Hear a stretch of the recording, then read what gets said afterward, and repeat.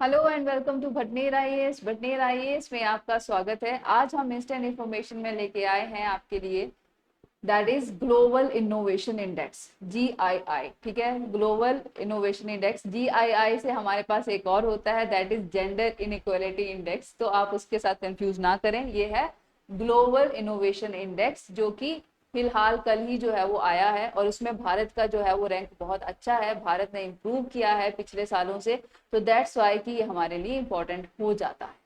ठीक है, तो आपको नाम से ही पता चल रहा होगा कि ग्लोबल इनोवेशन इंडेक्स क्या है।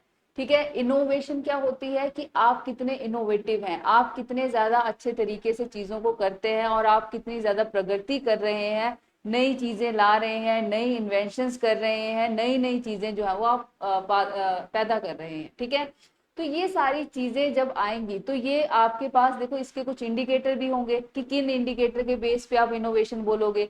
तो ये सारी चीजें हम आज डिस्कस करेंगे। तो आज का सेशन हम स्टार्ट करते हैं।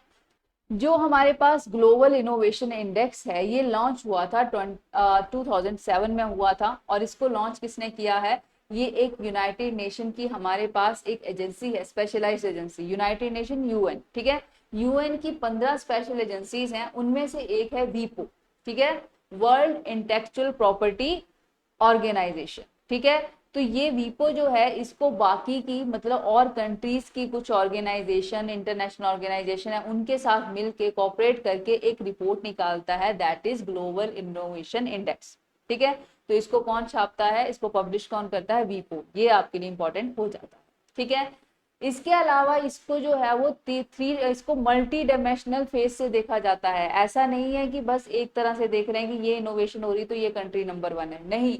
इसको जो है वो मल्टी डायमेंशनल फैक्ट्स में देखा जाता है कि इनोवेशन एक्चुअली में कैसे हो रही है। ठीक है, तो इसको बहुत तरीकों से मेजर किया जाता है। ठीक है, मेजर करना आपके लिए इंपॉर्टेंट नहीं है कि कैसे कर रहे हैं, लेकिन आपको पता होना चाहिए इंडिकेटर्स क्या है।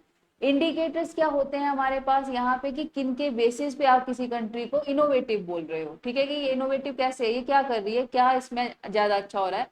तो वहां पे इंडिकेटर्स देखते हैं हम कि यहाँ पे ये चीज अच्छी है, ये चीज अच्छी है, तो इस अकॉर्डिंगली हम डिसाइड करते हैं कि कौन सी कंट्री जो है वो सबसे अच्छा कर रही है। तो इनोवेशन इनपुट्स जो है हमारे पास वो क्या है? इंस्टीट्यूशन, जैसे कि आपकी कंट्री में कैसे इंस्टीट्यूशन रन हो रहे हैं। IIT है हमारी कंट्री में, IIM है, तो वो कैसे कर रही है। ठीक है, ह्यूमन कैपिटल कैसी है, रिसर्च कैसी हो रही है, इंफ्रास्ट्रक्चर डेवलपमेंट कैसा है, आगे मार्केट सोफिस्टिकेशन कैसी है। ठीक है, मार्केट कैसा है आपका, बिजनेस सोफिस्टिकेशन कैसा है। तो ये सारी चीजें जो है वो इनपुट इनपुट इनोवेशन में देखी जाती हैं।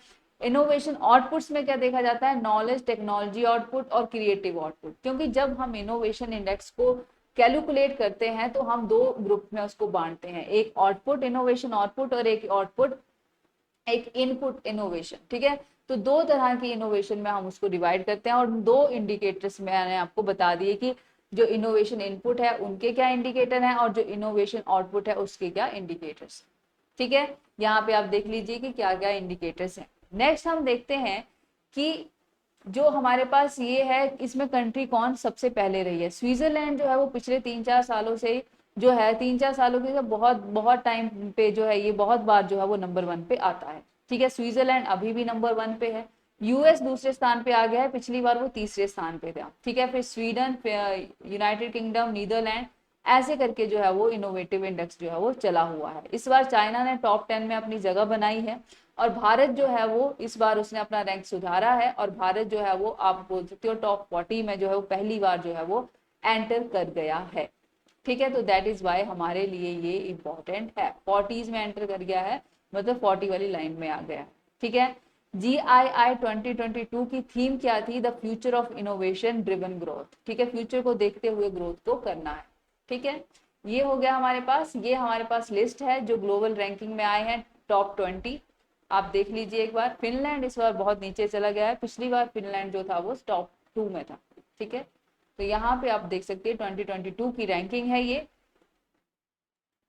इसके अलावा इंडिया का भी अपना एक इनोवेशन इंडेक्स होता है जिसको नीति आयोग जो है वो पब्लिश करता है। ठीक है, तो इंडिया का भी अपना एक इनोवेशन इंडेक्स है जिसको नीति आयोग जो है वो पब्लिश करता है। वो भी अपने अलग अलग इंडिकेटर्स रखे हैं, कुछ पैरामीटर्स हैं कि ये चीजें हो रही हैं, पर मिलियंस कितनी हो रही हैं, कितनी नहीं हो रही हैं, उनके अकॉर्डिंगली इसको पब्लिश करता है।